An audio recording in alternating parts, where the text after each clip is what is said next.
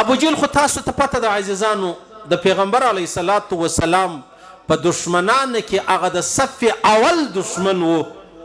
عبدالله ابن مسعود فرمایي رضی الله تعالی عنه وای دی چې کله په بدر کې په وینو سور و ډېر لت پت و نو زه ورغلم د ده پر دا سینه باندې کښېنستم بیا یې سترګې رارونې کړې ما ته یې ویلې څوک یې؟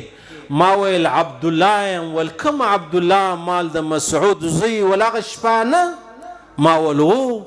ول څومره لوړ ځای ناست یې، څومره دا خپله سینه یې ښووله، څومره لوړ مقام درته میلاو سلو. هغه ورته وو الحمدلله الحمدلله نن ما ته الله ستا پر سینه باندې ځای راکړي چې زه ورباندې ناست یم. بیا یې ورته ویلې ول څنګه سو جنګ چا وګټئ؟ عبدالله بن مسعود ورته ویل جنګ خو محمد رسول الله وګټئ. ښه ښه ښه ښه جنګ یې وګټئ. ورو جنګ یې وګټئ. نو ویل اوس څنګه ناست یې، څه ویل غواړې؟ ویل دا غواړم ستا سر به کاټوم د محمد رسول الله په دربار کې بېږدم. اوس که د عقل خبره راواخلې عزیزانو، موږ ته عقل دا وایي تا یو څوک واژئ مړې که دا سر ولې ځینې پرې کوې؟ پوه شوست؟ عقل خو د هغه وایي یا د محمد رسول الله مبارک عقل دا ویلی چې سر یې ورپرې که.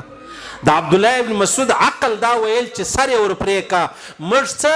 موږ د عقل پابند نه یو. د نن سبا چې د چا د عقل خبرې کېدې موږ نه د افلاطون پابند یو، بیا راځه نه د ارسطو پابند یو، بیا تر نن راځه هغه چې د دنیا و ناسات یې ځان ورسو موږ د هغو هم پابند نه یو. موږ پابند د چا یو؟ د الله او د رسول او د قرآن او د صحابه یو. بس هېڅ دویمه خبره نه پکې ځایېږي.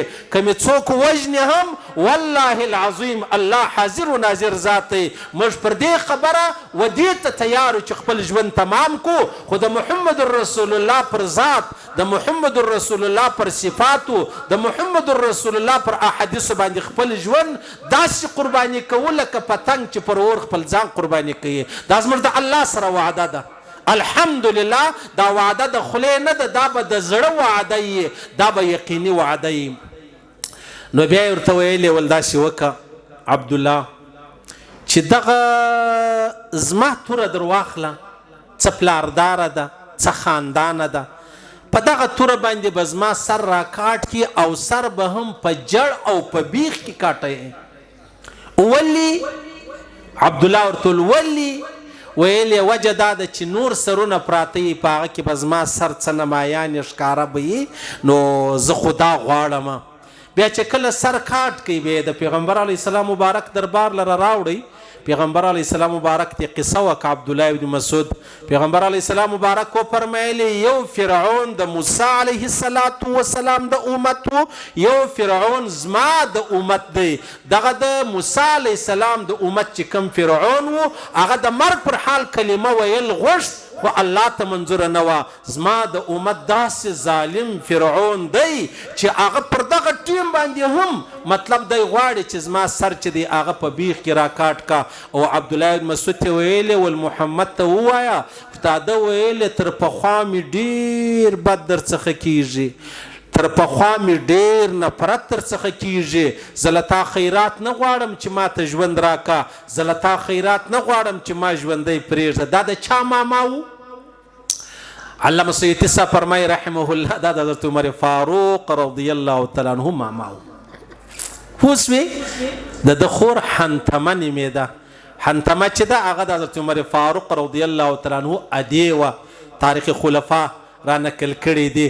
اوس تاسو اندازه ولګوئ دا دومره ظالم، دا دومره جابر، دا دومره بدماش، دا دومره زورور، بیا خورئ ماشاءالله په اسلام کې تر د 100 ګونه بالا زورور الله رب العزت د محمد رسول الله خادم کوي. د ده بیا زوی عکرمه نومېدی.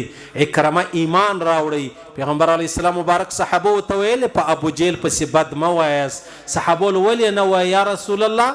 پیغمبر علیه السلام مبارک ورته وفرمایلې عکرمه یې زوی دی، هغه خوابه دی، هغه پریشانه کیږي، د هغه خو نو قریب دی، د هغه خو عزیز دی، د هغه خو بابا دی، په ابو جهل پسې څه وایاست مه. دا د محمد رسول الله انډیوالي وه دا د پیغمبر علیه الصلاة والسلام رفاقت و دا د پیغمبر علیه الصلاة والسلام دوستی وه چې دوستی هم په داسې شکل وه چې ټول روی زمین د هغه مثل هم نسی پیښولی چې لوی عظیم دشمن د محمد رسول الله و چې زه یې مسلمان سو بیا یې ملګرو ته ویل چې په ابوجهل پسې به بد نه وایاست وجه څه ده وجه دا ده چې عکرمه زموږ ملګری دی هغه پریشانه کیږي هغه غمګینه کیږي نو دغه ابوجهل به څه کول د جناب نبی کریم مبارک صلی الله علیه وسلم پر قرآن باندې به غوږ نیوی څومره بدقسمته ما او تا یو چې نه په خپل قرآن وایو او نه د بل پر قرآن باندې غوږ نسو نو تاسو دا وکړئ عزیزانو چې ابوجهل د دنیا کامیاب ولاړی که